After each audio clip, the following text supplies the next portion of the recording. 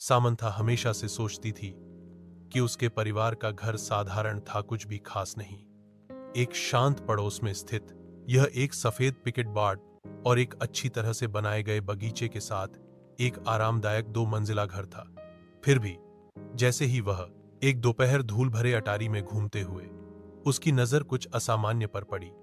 दूर कोने में भूली हुई बक्सों के ढेर के नीचे उसने फर्श बोर्ड के नीचे छिपा हुआ एक संकीर्ण ट्रैपडोर देखा।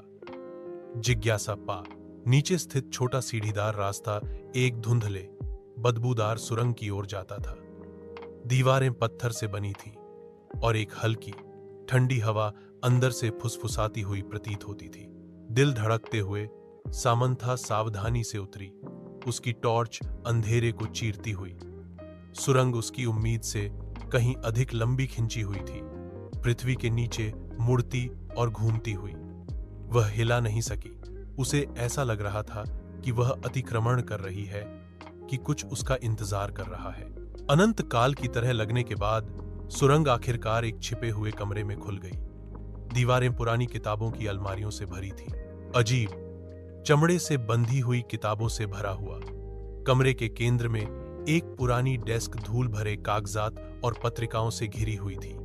जैसे ही सामंथा दस्तावेजों को पढ़ रही थी, उसके हाथ कांप रहे थे।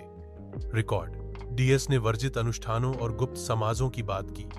उसके परिवार का नाम बार बार उल्लेख किया गया। जितना गहरा उसने पढ़ा, उतना ही उसे एहसास हुआ कि उसके परिवार का इतिहास गहरे रहस्यों से जुड़ा हुआ था। रहस्य इसे दफन रहना था।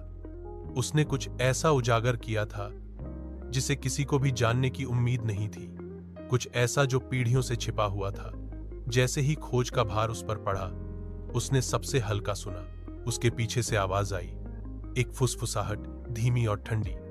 वह अकेली नहीं थी।